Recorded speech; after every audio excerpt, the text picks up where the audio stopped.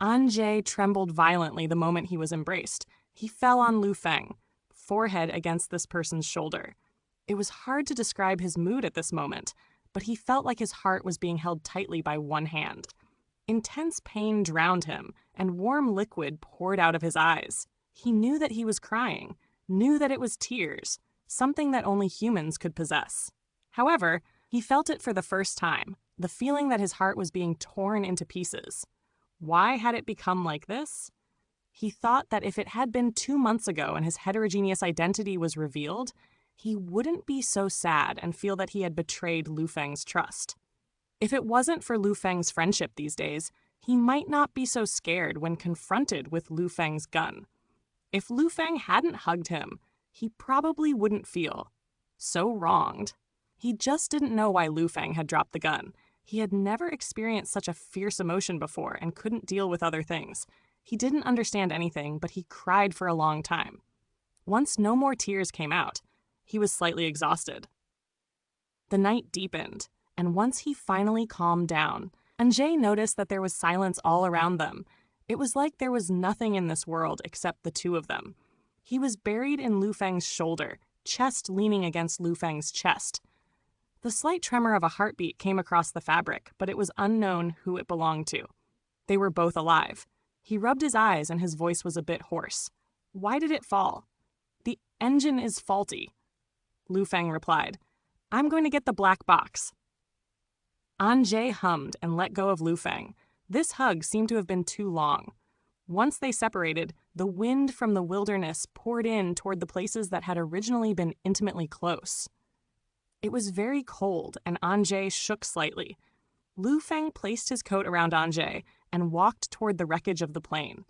This was a small fighter plane, and the wreckage wasn't large. Anjay watched Lu Feng pry the tail with parts scattered on the ground, taking out a bright orange box. I saw several planes falling down, he said as he recalled what happened during the day. Lu Feng lightly hummed. Even if Anjay was a mushroom, it knew it was strange for so many planes to have engine failures at the same time. Why? He asked. I don't know. I can't analyze it until I return to the box. Lu Feng put away the box and walked back to him. Where do you live? On the ground. Lu Feng raised his eyebrows, and Jay shut up and stopped speaking. This phrase, on the ground, really wasn't like something a human would say. Then Lu Feng soon noticed the only unusual things in the wilderness, the black bee and the backpack on the ground. He went there, followed by Anjay. However, the pain from Anjay's ankle just arrived. Lu Feng glanced back at him. Anjay bit his lower lip and limped to keep up. Then he was carried back by Lu Feng. He was familiar with the colonel doing this type of thing and found his place with ease. They were very close, and it didn't seem to be the distance that a human and heterogeneous species should have. Just for tonight, the colonel wasn't a colonel, and the heterogeneous wasn't a heterogeneous. Holding Lu Feng's neck, Anjay vaguely felt the outline of a string. His fingers lowered, and he touched something warm and cool. There was a hard pendant hanging around Lu Feng's neck. The escape from Lu Feng killing him seemed to have increased his courage. The shape of the pendant was too familiar, so his fingers touched Lu Feng's neck, and he gently fished it out. Lu Feng said nothing, seemingly acquiescing to this action. At the end of the silver metal chain, a brass-colored bullet casing flicked in the faint dark light of the aurora. His own shell casing pendant represented the missing spore. So what did Lu Feng's represent? Anjay didn't know and only made a gentle sound. He heard Lu Feng lightly stating, "My father." Anjay didn't say anything. After around 3 minutes, he put the pendant back inside Lu Feng's clothes.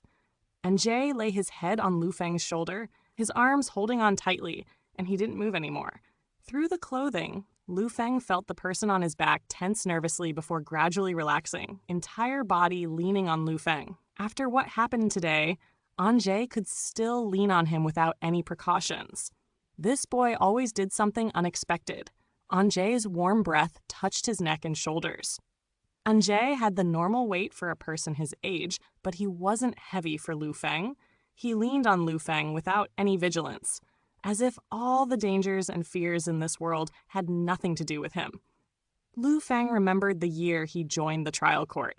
There was no particular reason for entering the trial court. He just wanted to protect everyone. In fact, he protected some people and hurt many others. He didn't mean it, but he became an object of hatred. As they walked, Anjay's breathing gradually became lighter and gentler. He had cried for a long time today and should be tired. Like all the little things in the world, this little heterogeneous might be able to fall asleep. Lu Feng also remembered that time when the insects were raging in the city. He had received a call from Anjay, whose voice had been soft and almost afraid. It was his 7th year as a judge, and this was the first time he had ever received a request for help. No one else would do so.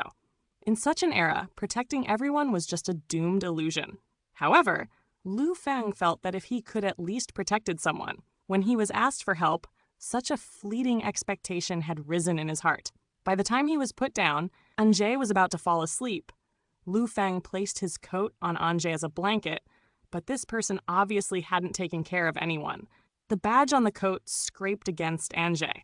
Anjay took it off in a half-asleep state and found it was the one he had been holding in the base. When he escaped in mycelium form, his clothes, including this badge, had fallen on the ground. Now the badge had returned to Lu Feng. Holding it, Anjay sobered up a lot. He carefully asked, "What did the doctor say to you?" Lu Feng looked down at him. "What do you want him to say?" Anjay's voice was small. "Nothing." Lu Feng did have a plan to explain it seriously, but then he saw the little heterogeneous holding his backpack and curling up in a small manner. In the moonlight, the pair of dark eyes stared at him seriously, as if it was easy to produce emotional fluctuations. Lu Feng sneered faintly. "Do you think you have that much ability?" Anjay completely turned his back to this person.